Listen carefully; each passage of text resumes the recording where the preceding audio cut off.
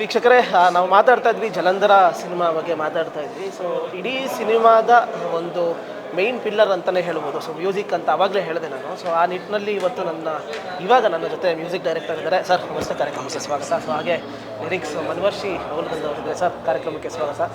ಹಾಗೆ ನಮ್ಮ ಗ್ರೇಟೆಸ್ಟ್ ಸಿಂಗರು, ಅದ್ಭುತವಾದಂಥ ಸಾಂಗು, 2 ಸಾಂಗನ್ನು ಕೊಟ್ಟು ಅದ್ಭುತವಾಗಿ ಹಾಡಿದ್ದಾರೆ.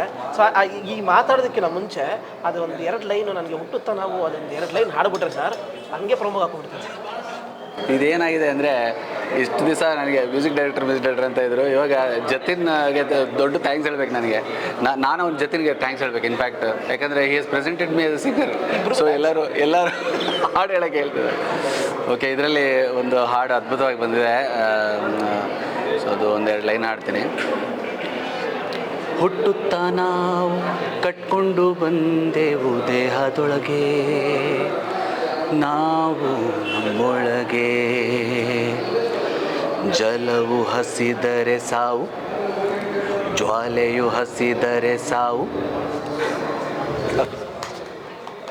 ಅಲ್ಲ, ಅದು ಹೆಂಗೆ ಬರುತ್ತೆ ಮೈಂಡ್ಗೆ ಅಂತ ಅಂದ್ಬಿಟ್ಟು, ಜಲವು ಹಸಿದರೆ ಸಾವು, ಜ್ವಾಲೆಯು ಹಸಿದರೆ ಸಾವು ಅಂದರೆ ನಾನಿಲ್ಲಿ ಏನು ಹೇಳೋಕೆ ಹೊರಟಿದ್ದೀನಿ ಅಂದರೆ, ಪಂಚಭೂತಗಳನ್ನು ಹೆಂಗೆ ಮನುಷ್ಯ ದುರ್ಬಳಕೆ ಅನ್ನೋ ಒಂದು ಥೀಮ್ನ ನಾನು ಇಲ್ಲಿ ಹೇಳಿದ್ದೀನಿ. ಜಲ ಆಗಿರ್ಬೋದು, ಆಕಾಶ ಆಗಿರ್ಬೋದು. ಆಕಾಶ ಹುಡುಗಿದ್ರೆ ಅಂದರೆ ಅದು ವಿಕೋಪಗೊಂಡ್ತಂದರೆ ಸಾವು ನಿಶ್ಚಿತ ಅಂತ. ಜಲವು ಹಸಿದ್ರೆ ಅಂದರೆ ಜಲವು ಏನಾದರೂ ವಿಕೋಪಗೊಂಡ್ತಂತಂದರೆ ಅಲ್ಲಿ ಸಾವು ನಿಶ್ಚಿತ ಅಂತ. ಸೊ ಈ ಒಂದು ಕಾನ್ಸೆಪ್ಟನ್ನ ನಾನು ಈ ಸಾಂಗಲ್ಲಿ ಹೇಳಿದ್ದೀನಿ. ಇವನ್ ಅದೇ ಪ್ರಮೋದಣ್ಣ ಅದನ್ನೇ ಹೇಳಿದ್ರು. ಸೊ ಅವ್ರಿಗೆ ಇಷ್ಟವಾಗಿರೋ 2 ಸಾಂಗು ನೀವೇ ಹಾಡಿದ್ದೀರಾ ಸರ್. ಅದು ಇಡೀ ಸಿನಿಮಾದಲ್ಲಿ ಅವ್ರು ತುಂಬ ಇಷ್ಟ ಆಗಿರೋದು 2 ಸಾಂಗ್. ಜಸ್ಟ್ ಅದೇನೋ ರೈಟ್ ಟೈಮಲ್ಲಿ ರೈಟ್ ಪ್ಲೇಸಲ್ಲಿ ಯಾರೋ ಇರಬೇಕಂತಾರಲ್ಲ, ಐ ಥಿಂಕ್ ಅದು ನನ್ನ ಪಾಲಾಗಿದೆ. ಇನ್ಫ್ಯಾಕ್ಟ್ ಅವರು ಸುಮ್ಮನೆ ಟ್ರ್ಯಾಕ್ ಹಾಡ್ಸೋಣ hero, we both work in studio. ಇಬ್ಬರು ಒಟ್ಟಿಗೆ ಕೆಲಸ ಮಾಡ್ತೀವಿ. ಅವ್ರ ಮೂವಿಗೆ ನಾನು ಕೆಲಸ ಮಾಡ್ತಿರ್ತೀನಿ, ನನ್ನ ಮೂವೀಸ್ಗೆ ಅವರು will be a part of the movie. So sir ಒಂದು ಹಾಡು ಹಾಡಿ, ನೀವು ಒಂದೊಂದು ಟ್ರ್ಯಾಕ್ ಇದೆ, ನಿಮ್ಮ ವಾಯ್ಸ್ ಸೂಟ್ ಆಗ್ಬೋದು, ಒಂದು ಟ್ರೈ ಮಾಡಿ ಅಂತ ಹೇಳಿದೆ. ಏನೋ ಟ್ರ್ಯಾಕ್ ತಾನೇ ಸ್ವಲ್ಪ ಅಂದರೆ ಫೈನಲ್ ಹಾಡ್ಸೋಕೆ ಮುಂಚೆ, ಪ್ಲೇಬ್ಯಾಕ್ ಮುಂಚೆ ಹಾಡಿಸ್ತೀನಿ. ಇದನ್ನು ಕೇಳಿ ಲೋಕಿ ಕಳಿಸಿದೆ, ಎಲ್ಲರೂ ಕಳಿಸಿದೆ, ಫುಲ್ ಸೂಪರ್ ಅಂದ್ಬಿಟ್ರು. ನನಗೂ ಸಗಲಾಗಿ ಅನ್ನಿಸ್ತು ನನಗೆ. ಅದಕ್ಕೆ like I retain the voice ಆಗಿ ಅವಾಗಿಂದ ಅದೊಂದು ವಾಯ್ಸ್ ಒಂದು ಬ್ರ್ಯಾಂಡ್ ಆಗಿಬಿಟ್ಟಿದೆ ಇದಕ್ಕೆ ಜಲಂಧರ. ಈ ವಾಯ್ಸ್ ಇಲ್ಲದೆ ಮೂವಿ ಈಸ್ ಇನ್ಕಂಪ್ಲೀಟ್. ಇಲ್ಲ, ಆ್ಯಕ್ಚುಲಿ ಅದಕ್ಕೊಂದು ಸಣ್ಣ ಕತೆ ಏನಿದೆ ಅಂದರೆ, ನಾನು ಆ್ಯಕ್ಚುಲಿ ಆ ಥರ ಹಾಡಲ್ಲ.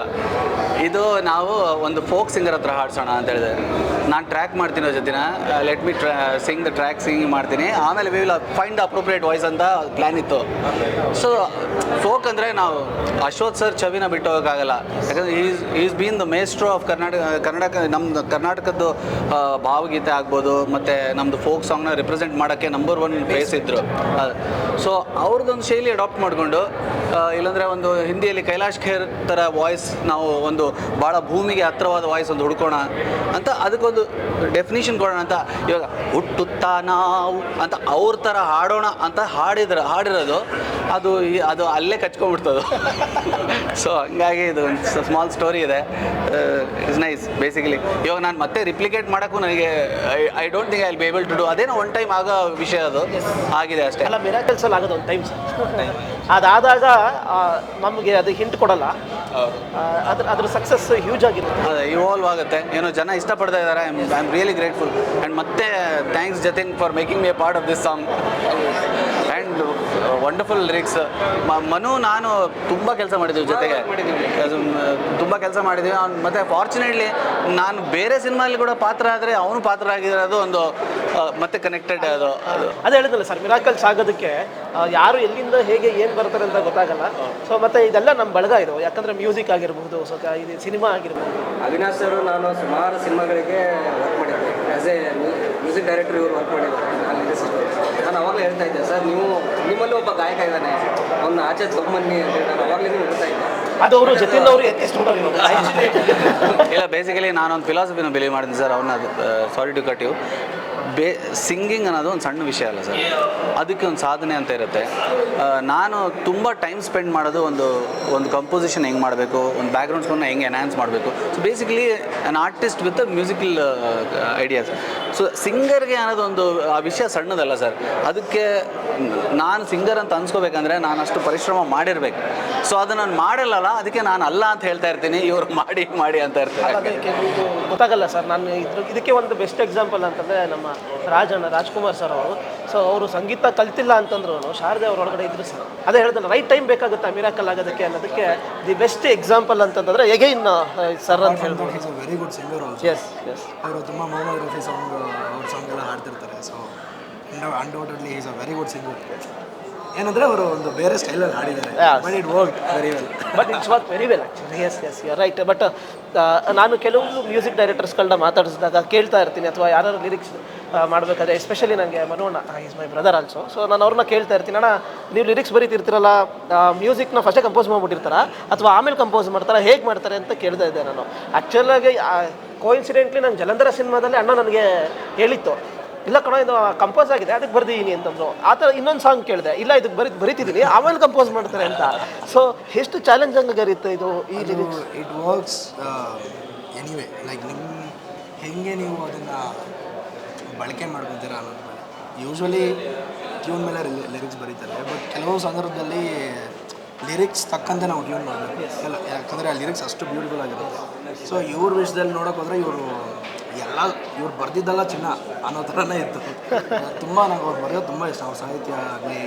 ಇದಕ್ಕೆ ದೇವನದಿ ಇದೆಯಲ್ಲ, ಅದು ಫುಲ್ ವರ್ಷನ್ ಸಾಂಗ್ ಇದೆ, ಅದು ಇನ್ನೂ ರಿಲೀಸ್ ಆಗಿಲ್ಲ. ಈ ಮೂವಿಯಲ್ಲಿ ಬರೀ ಫಸ್ಟ್ ಹಾಫ್ ಮಾತ್ರ ಸೊ ಅದನ್ನು ಕೇಳಬೇಕು ನಾವು. ಇವನ್ ಪ್ರಮೋದ್ ನಂಗೆ ತುಂಬ ಇಷ್ಟ ಆಯ್ತು ಅಂತ. ಫುಲ್ ಸಾಂಗ್ ಇದೆ, ಅದನ್ನು ಕೇಳಬೇಕು. ಅದು ತುಂಬ ನನಗೆ ಕನೆಕ್ಟ್ ಆಯಿತು. ಸೊ ಅದು ಚರಣ ಭಾಗ ಕೇಳಬೇಕು ನೀವು. ನನಗೆ ಆ್ಯಕ್ಚುಲಿ ಆ ಟ್ಯೂನ್ ಮಾಡೋವಾಗ ಅದು ಒಳ್ಳೆ ಫೀಲ್ ಕೊಡ್ತೀವಿ. ನಾವು ಯೂಶ್ವಲಿ ಕಂಪೋಸ್ ಮಾಡೋದೇ ಹಂಗೆ. ಅವಿನಾಶ್ ಸರ್ ಸ್ಟುಡಿಯೋದಲ್ಲಿ ಕೂತ್ಬಿಡ್ತೀವಿ ನಾವು 100 ಜನ. ಕೂತಾಗ ಅಂದರೆ ಕಂಪೋಸಿಂಗ್ ಟೈಮಲ್ಲೇ ಅದು ವರ್ಕ್ ಶುರು ಆಗ್ಬಿಟ್ಟಿರುತ್ತೆ. ಬಿಡ್ಡ ಇದು ನಿಮ್ಮ ದಡ್ಡ ಮಟ್ಟದಲ್ಲಿ ನಡೆಯುವಂಥದ್ದು. ಹೌದಾ? ಸೊ ಬಟ್ ಆ್ಯಕ್ಚುಲಾಗಿ ಅದನ್ನೇ ಹೇಳ್ತಾ ಇರ್ತಾರೆ ಸರ್. ಒಂದು ಪ್ರಮೋದನೂ ಅದನ್ನೇ ಹೇಳ್ತು, ಏನಾದ್ರು ಒಂದು ಕ್ರಿಯೇಟ್ ಆಗಬೇಕು ಅಂತಂದಾಗ, ಸೊ ಆ ಕ್ರಿಯೇಟ್ ಆಗಬೇಕಾದ್ರೆ ಅದು ಗೊತ್ತಿಲ್ಲದೆ ತಾನಾಗ್ತಾನೆ ಎಲ್ಲ ಶಕ್ತಿಗಳು ತುಂಬ್ಕೊಳ್ತಾ ಹೋಗ್ತಾ ಇರ್ತದಂತೆ.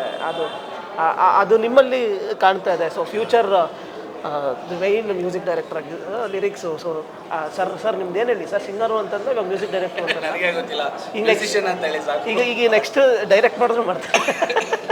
ಸೊ ಅದಾಗಲಿ ಸರ್ ಆದಷ್ಟು ಬೇಗ. ಸೊ ಇನ್ನೂ ಹೆಚ್ಚಿನ ಹಾಡುಗಳನ್ನ ಹಾಡಿಸಿ ಹಾಗೆ ಕಂಪೋಸು ಕೂಡ ಒಂದು ದೊಡ್ಡ ಮಟ್ಟದಲ್ಲಿ ಬೆಳೀಲಿ. ಸೊ ನಿಮ್ಮೆಲ್ಲರಿಗೂ ಒಳ್ಳೇದಾಗಲಿ ಅಂತ ಕೇಳ್ಕೊತಾ ಇದ್ದೀನಿ. ಇಷ್ಟೊತ್ತವರೆಗೂ ನಮ್ಮ ಚಾನಲ್ಗೆ ಟೈಮ್ ಕೊಟ್ಟಿದ್ದಕ್ಕೆ ಸೊ ಫಸ್ಟ್ ಅದನ್ನೇ ಹೇಳ್ತದೆ, ಪ್ರಮೋದನಿಗೆ ನಿಮಗೆಲ್ಲ ತುಂಬ ಬ್ಯುಸಿ ಇದ್ದೀರಾ, ಆದರೂ ಕೂಡ ಬಂದು ಒಂದು ಸ್ವಲ್ಪ ಟೈಮ್ ಕೊಟ್ಟಿದೆ. ಥ್ಯಾಂಕ್ ಯು ಸೋ ಮಚ್ ಎಲ್ರಿಗೂ. Thank you.